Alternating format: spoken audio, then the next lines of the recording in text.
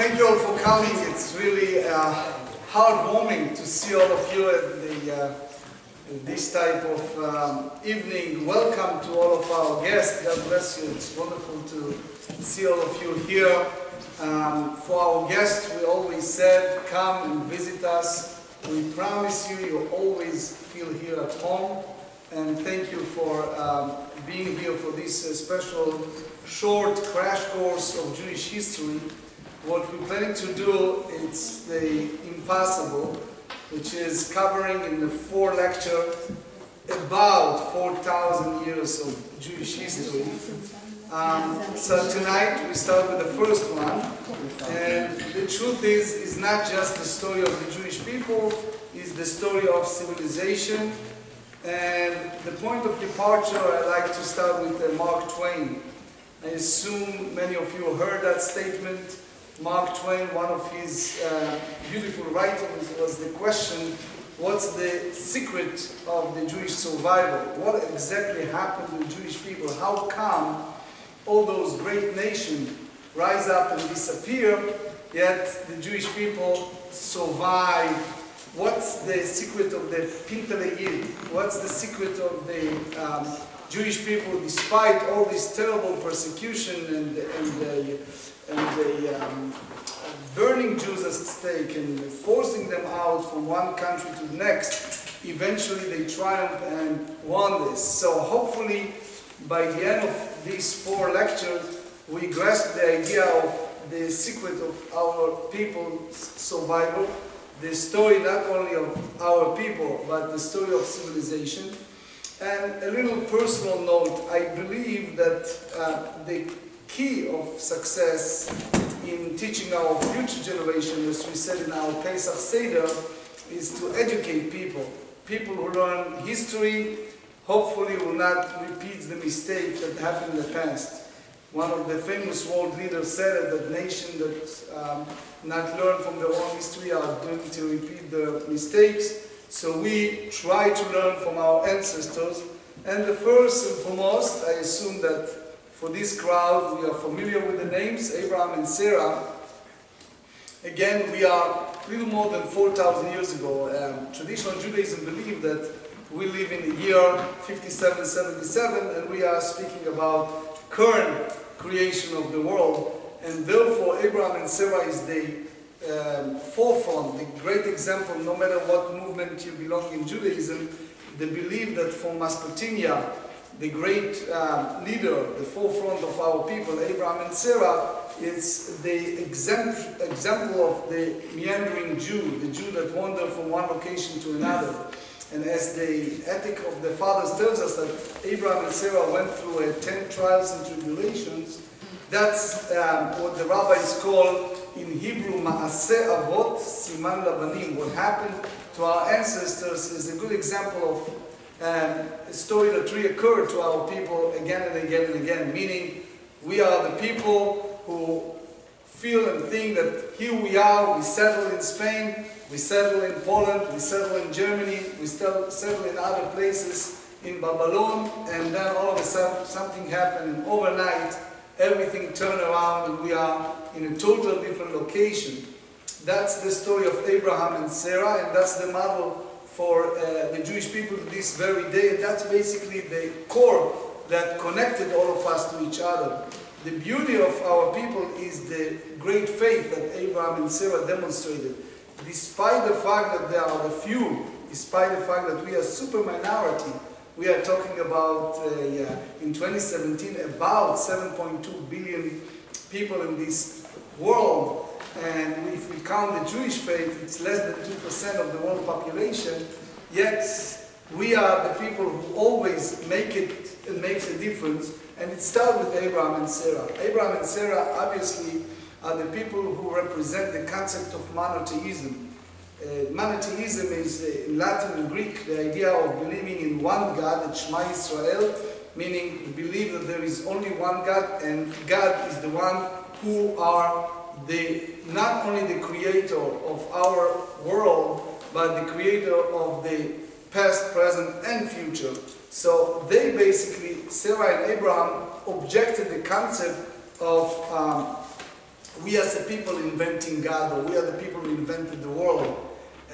Their strong demonstration of moral code and certain way of living our life is based on the notion that there is a omnipresent or omnipotent God and not people who created the world, and therefore there is a continuation. Now the truth is, our children not always follow the path that we wish them to be, and that's unfortunately part of the reality in Jewish life. You see soon how this story reoccur again and again and again, how we have a great effort of creating a new generation, and all of a sudden we have self-hating Jews. You have people that created with the Jewish gene and expected to behave according to their moral code and life of a Jewish people and Jewish person, but they turn around and being sometimes not only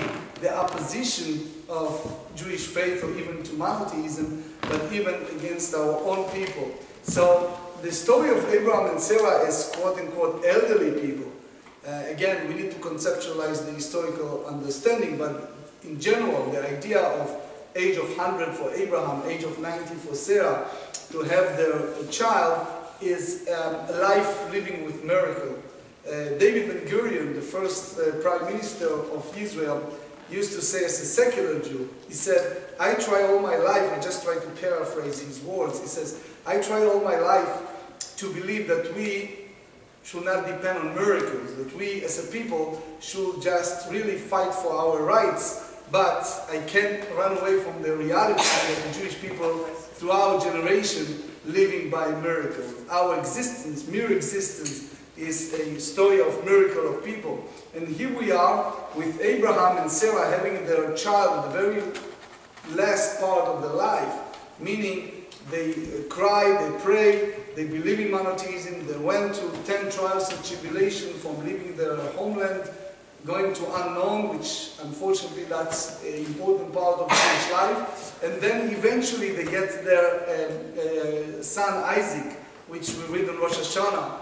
At the age of 37, Abraham was asked to bind his son, and the whole concept of binding of Isaac in Judaism, we take it as very different than others. By us, we said, the angel of God told him, do not do it.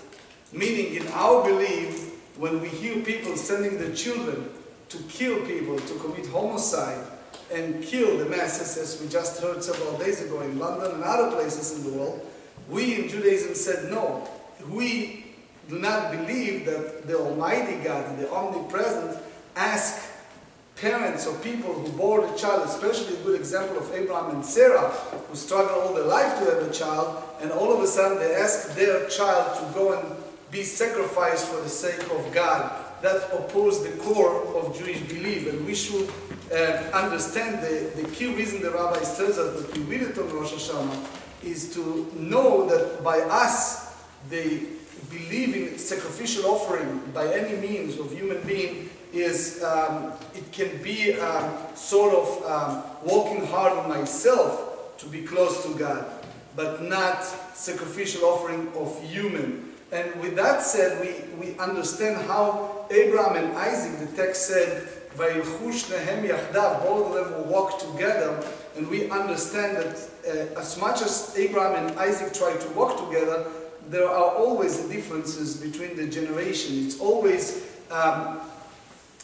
different perspective. They try to follow the moral code of Jewish law, but still it's always a fight against paganism, the idea of man define God. They always oppose in Jewish tradition. We believe that God is the one that, as much as we try, we cannot define him. I would like to digress for a second to a famous physician, philosopher, and rabbi, the great Maimonides, who was the physician of the Egyptian ruler and the great scholar of the 13th century. He wrote in his science book, as well as the Guide for the Perplexed, he said that one of the beauty of the Creator that he is unlimited, and he created us as a limited entities, and therefore as much as we strive throughout our lives to define God or to understand God, we always reach a point of limitations, because that's the way God created us, by merely nature of human being, that you created from stage A to stage B,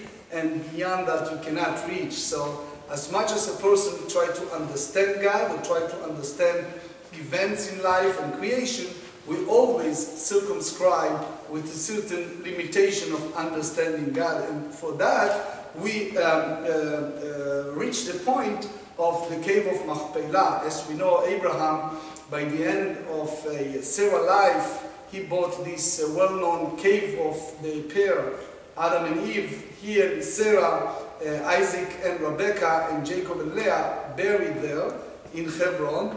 But this controversial subject of forefather of the Islam, Abraham, which is the forefather of Ishmael, the head of the Islam faith, and the forefather of its cousin, which is the Jewish faith, remain an unsolved problem core in the Bible. Again, as you see, most of the questions that we face day by day, it started and ended with this biblical story that have a context not only in the past, but relate to our lives.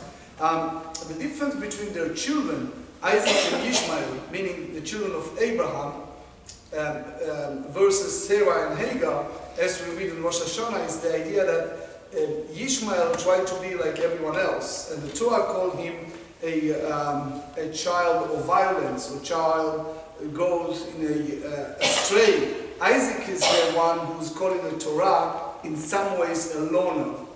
And again, in some phases it's a presentation of the Jewish faith, that sometimes we as a Jewish people feel very lonely because we are in a way isolated. Like it or not, we are different. And from that point, the whole notion of finding the proper basher, the proper wife for the son of Abraham and Sarah, Isaac, was a big task for Eliezer, and it's a big task to this very day. The whole idea of finding the right person, it's a huge struggle, because if you search the story of Rebecca, King Solomon called it in the Song of Songs, a rose among the throne, because the house that Rebecca came from was a house filled of unscrupulous people, crooks.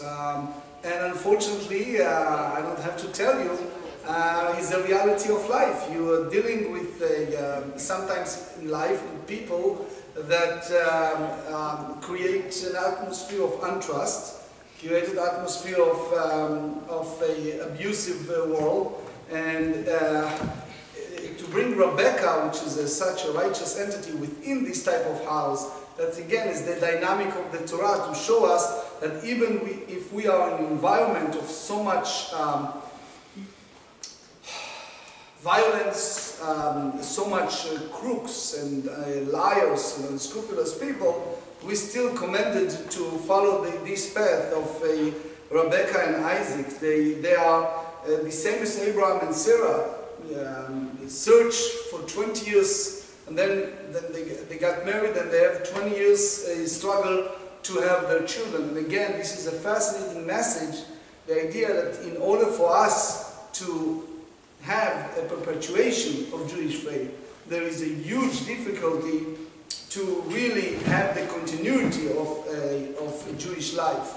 And this is a struggle that all of us are going through, that we want to have a continuation of Judaism, yet there is a huge challenges out there that avoiding us from making that happen. So in one hand, we learn the value of prayer, that the Torah said how Rebecca and Isaac were standing in two different sides of the room and praying, but that deep Jewish thought, a philosophical question, how come God entertained our ancestors with that notion of struggle and so much prayer without having children, and why it turned later on at a very late stage to have this twin, that they are so different, again is a resemblance of our lives. That here they pray so hard, eventually Rebecca has a twin babies, and all of a sudden she already feels that there is a tumultuous, is a turmoil in the world. And when she went to ask God, the two great sages at that time said to her, it's going to be a two different world. As much as you pray for children, But unfortunately, many times, one child follow your path, another child that you have your best hope, turn against you and turn to be the other way around. And the way the Torah described Esau as a violent person, a person that totally disregarded any feeling from anyone else, versus Jacob, that's called the man of God, the man of prayer, the man of continuation of the great mission of Abraham and Isaac. It's a description of entire life, different approach. You see the approach of today is the most important thing in the world, and I don't care by any price to get my desire right now, today, versus the approach of Jacob. You see it throughout the story in the Torah, in the book of Genesis.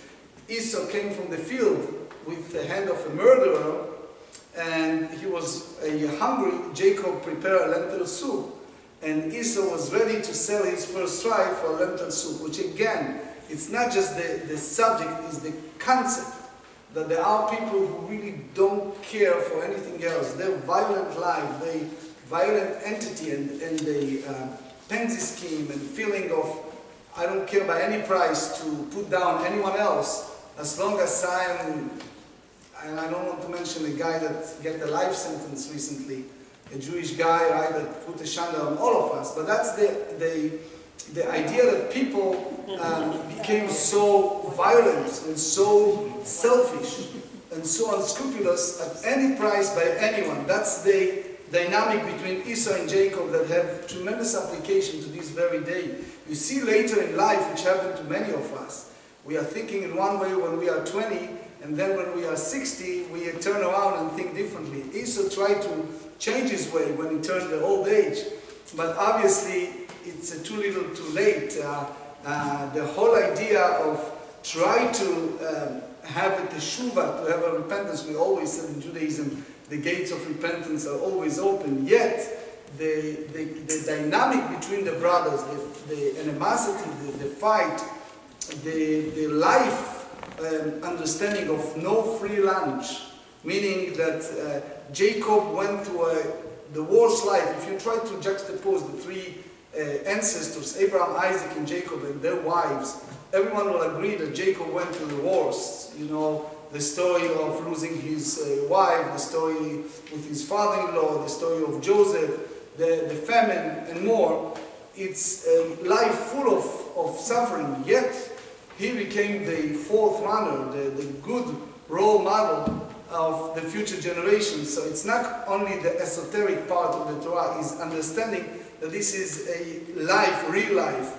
Now, when we speak about Jacob and Esau, in the application to our days, you see the fight over inheritance.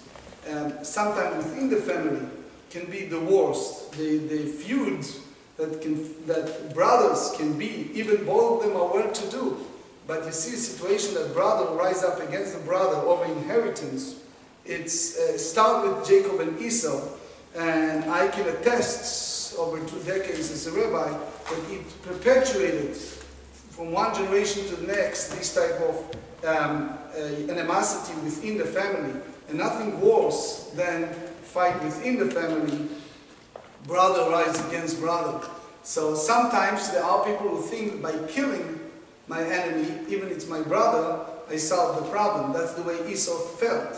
He felt if I get rid of Jacob, if I kill him, I solve the problem. The truth is, killing never solves problem. Usually even escalate the problem to create even more. The history proved, if you try to be real objective, and you may argue and you said, okay, World War I or the history of the American civilization, only if you wipe out the enemy, expunge them from the face of the world, in total, you may able to go a new way. But usually the history of civilization proved that by killing the enemy, you do not solve the real problem, because someone along the line, and soon you see it again and again, will rise up against you even much worse than you anticipated. So here the dynamic of Jacob was forced out to leave his parents' house and go to this fellow Laban, who was so untrusted, cheater, and unscrupulous liar, horrible person. He wanted his daughter. Laban offered him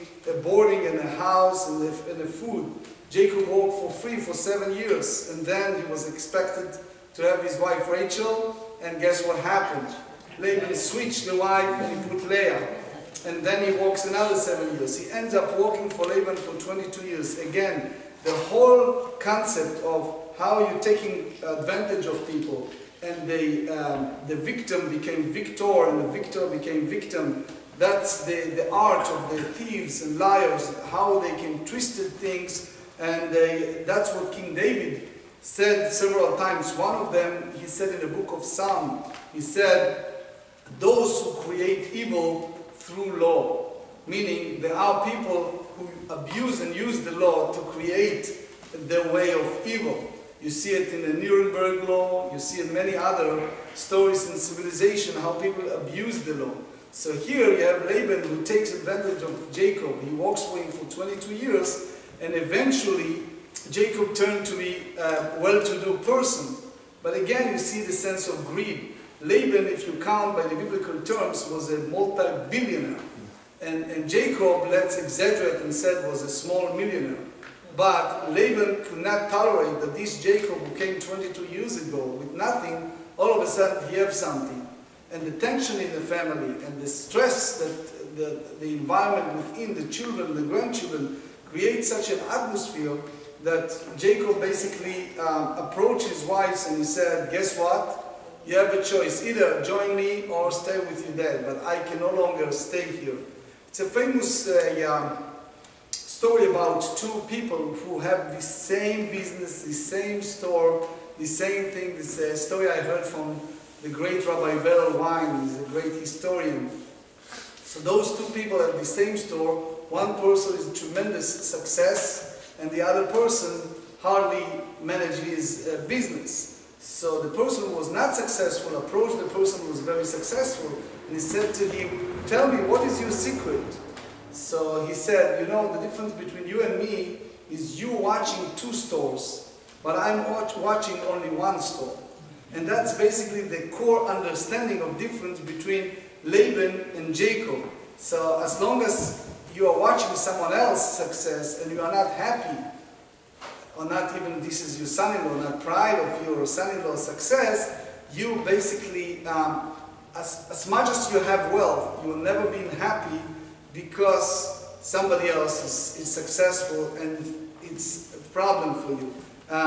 That's the story of Jacob and Laban, and that's the story of our people, how 70 people of the house of Jacob turned to be 1 million people 210 years later, how they descend to Egypt, the story of Joseph and his brothers, how one brother against the other, and how the whole family fall apart because of that jealousy, the lesson of favoritism, the danger of parents that show partiality or show favoritism to one child, is basically the end of the book of Genesis. In the book of Exodus, when the children of Israel ends up, because of the poverty and because of Joseph in the land of Egypt, they have the first Jewish ghetto in some sense. They have the land of Goshen. So the good news, they have autonomy, they have their own place, they have a great 130 years in Egypt of prosperity, of great life. But this is one of the mistakes that our people keep repeating, the idea that they get very comfortable in a foreign land. They get very trusted in a foreign land. And the new Pharaoh, the moment Joseph was no longer among the living, he totally disregarded the past, and he claimed that the only way for Jewish survival is by mass of killing of every baby boy or put them in slavery. So now the other 80 years in Egypt, it's altogether 212 years. But from great 130 years of well-establishment of Jewish community in Goshen and autonomy and all the goodies, it was 8 years of harsh slavery. And again, the story of Moses burning bush, and the famous story of Moses came in, is adopted son by Pharaoh. He came and helped being the redeemer or the helper at the age of 80. And then the famous story that we read on Passover, the 10 plagues, and how Pharaoh basically ruined himself and ruined the country. The the 10 plagues, and then they're out of Egypt. But it's important for us to remember, with as much as we are celebrating daily the idea of being out of Egypt, yet the Torah spells out that 80% of our people didn't make it. They stay in Egypt and die in Egypt. Only about 20% of our people left Egypt. The way that the Torah described, it was 600,000 men, if you count women and children, and obviously they carry the animals. The rabbi assumed that it's about 1 million people that left Egypt. The good news is that 212 years ago they are 70, and now they are 1 million. The bad news is that it's only about 20% of our people. So the whole idea of Pharaoh, the rabbis teach us, is the personality, never let go. There are people, as we said, that wicked people, the rabbis tells us, are people who never let go. So Pharaoh is not only an image of ancient Egypt, he's the image of people, of character. There are people who carry certain character, that hardship, and never let go. Then we read the story how our people approach the water. And this is a fascinating story. Each time when we read it, I'm sure that I'm not the only one who gets very fascinated of that, which is the Jewish people at the front of the water. On the front of them is the water. On the back it was Egyptians. Moses approached God and said, what should I do? And God said, what do you want from me? Tell them to move on. And to move on meaning to go within the water. And one of the gorgeous midrash speaks about the 12 men that jumped to the water. Nachshon and others became the president of the tribes, and the water reached the neck and then it split in the sea. So two things I want to say. First and foremost, when we speak biblical and the history of our people, the whole concept of religion in about 9 world religion, it's all begin and end with idea of faith. Because if someone challenged you and said, prove to me scientifically how the splitting of the sea happened, right? Or someone said, prove to me from the Bible that there is an afterlife. Obviously, we can struggle and try to bring examples and proof. But the beauty of faith, no matter what the faith group is the core belief not only in the legends, but also the faith of the concept. If you juxtapose most of the world religion, I'm just using it as an example.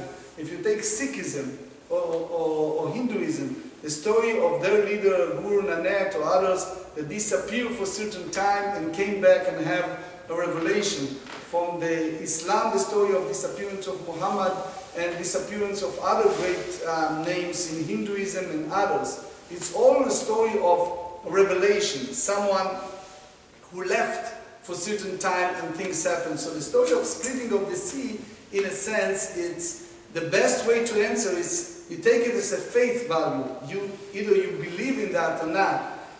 In a simple way, the giving of the Torah on Mount Sinai is the expression of the people, humility. It was the smallest mountain, the little mountain, which the whole idea of Judaism, and here is the core, if you want to write down for all this nice large group, and you want to say to anyone who missed this class, what are the 2 key points in Judaism? We may summarize them by 2 points that just happened at that time. Number 1 is the moment of revelation. You go from the Exodus of Egypt, obviously, to the moment of revelation. So one is the Exodus from Egypt, second one is the revelation of Sinai. So the whole Jewish faith is based on these 2 concepts, which is Exodus from Egypt. We thank God every day in Shema for being out of slavery of Egypt. That's what we're doing on Passover. And the second one is the revelation at Sinai.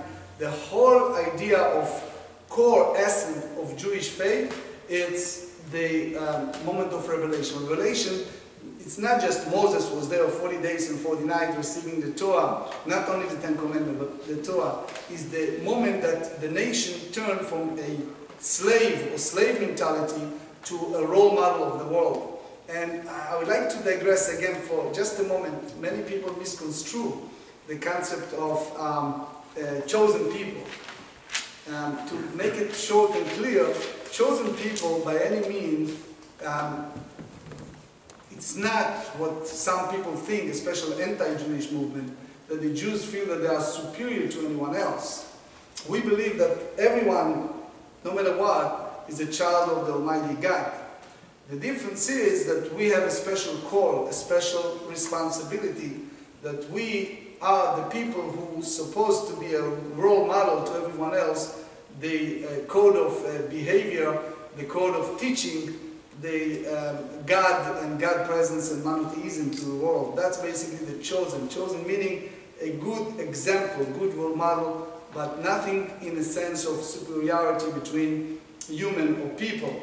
And the story of desert, being 40 years in desert, it's not just the desert. Sometimes people ask why we need to wait so long, why things will not solve so quickly, why we need to go to all these trials and tribulations. The nation as a slave or carry slave mentality is the nation of complainers, is a nation that basically wants to feel the slavery or want to be back in slavery. They didn't comprehend the beauty of the new world, of the new life. Those of you who have a chance to read Dr. Johnson's book, Who Moved My Cheese, right?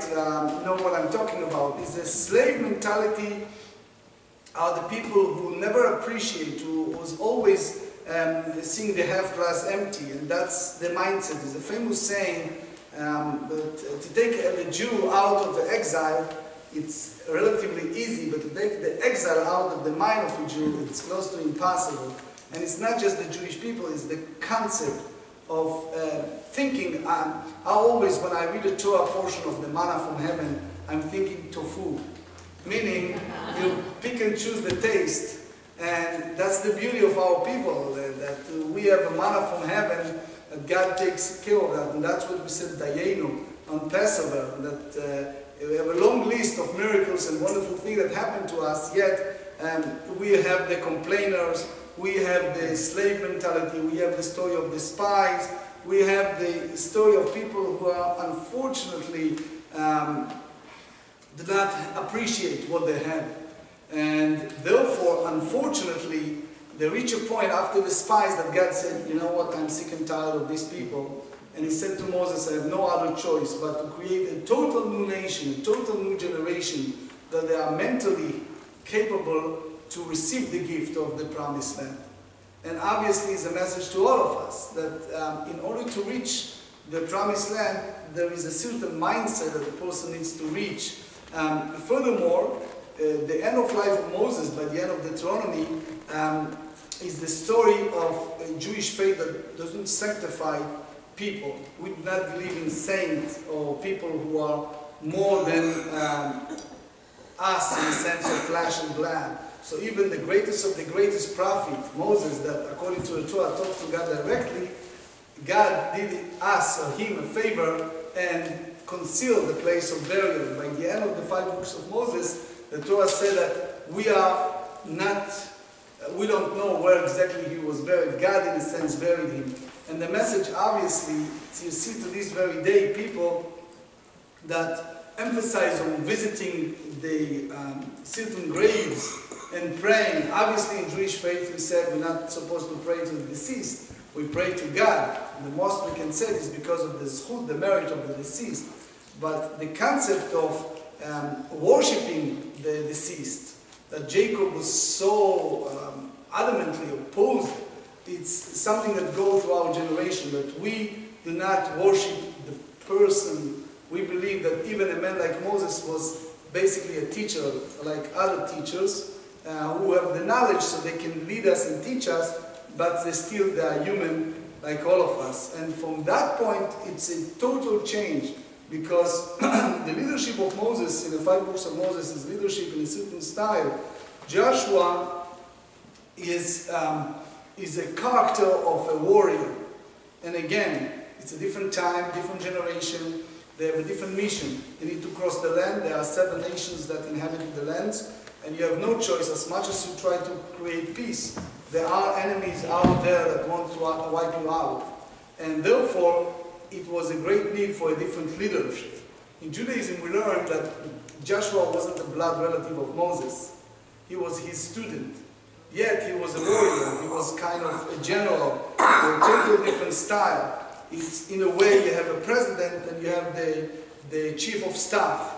So Joshua now needs to lead a war against 7 nations. And he tried to be at the beginning a nice guy. He tried to give them an option. He tried to straight his hand for peace, but unfortunately the other chose the war. It was a bloody 7 years of bloody war. And then it was another 7 years of settling the land. So if you count the years, it was a period of 14 years until the Jewish people settled in the land that God promised them. It was a big lottery among the tribes, but it took 14 years. So in a way, Joshua collected the aura, or the beauty of the leadership of Moses, and some say that Moses in a way was alive as long as Joshua was in charge. The moment Joshua is no longer among the living, everything changed. It was a new era that it's called the era of the judges. And the judges, in a sense, since it's an expansion of the people and different tribes, we have 2.5 tribes, which is the tribe of Reuven, the tribe of Gad, and half of Menashe. They were in the Jordan part. There are other tribes that in the other part of the new land of Israel. And they just passed this great war, so it was judges. The good news with the judges, that they were able to fight against mainly 2 nations, which is the tribes that lay from Canaan, and the Philistines. That war, unfortunately, throughout the era of judges, took place hundreds of years. So yes, sometimes the Tanakh, the 24 books of the canon, describe about 40 years of peace. But if you count the rest of the years, it was about 250 years of war. So one of the good example is the prophetess Deborah, that she, together with a big general by the name of Barak, and yes, it was a female judge and leader, etc. So she fought against the army of Sisera. And it's a fascinating story how Yael, again, it's a brave woman, was able to finish the war in the way that she cut off his head, etc. But from that point, they received the big portion of Galilee, and by the end of the story of the judges is the last one of the judges, which was the Samuel. Samuel was not only a judge, a righteous man, but he was also a prophet.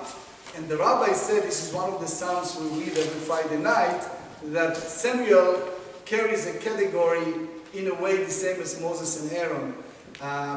Number one, he was a judge, he was a prophet, but he was also able to inaugurate the new world of monarchy between the tribe of Israel. So that's basically the first, thank you. That's the first, thank you very much. So that's basically the beginning phase. I'll try to divide it to each 1,000 years to one phase. That's the first 1,000 years of Jewish history. So before I take questions, I just try to summarize our talk, because obviously we cover many years and many subjects that people spend a long time to study. I will zoom in and say the message is that the history repeats itself, and the story of our people as a wandering people, as people that struggle to find God anywhere, any place, and people who basically reach their goal after a tremendous amount of frustration, is the mechanism between all of our ancestors. Nothing gets, in our language, a free lunch. Nothing happened for free. Abraham and Sarah struggled, Isaac and Rebekah struggled, Jacob, Rachel, Leah, Bilhah, Zilpah all struggled, Joseph, tremendous struggle, both in jail and as a viceroy king.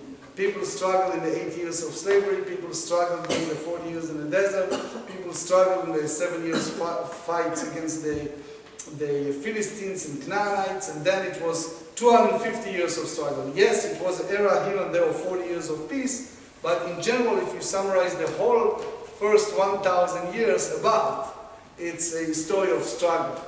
Yes, the message is that there is God, and the Almighty appears and helps and guides, but the survival of our people at this point is the survival of people not only who live by miracle, but live by faith.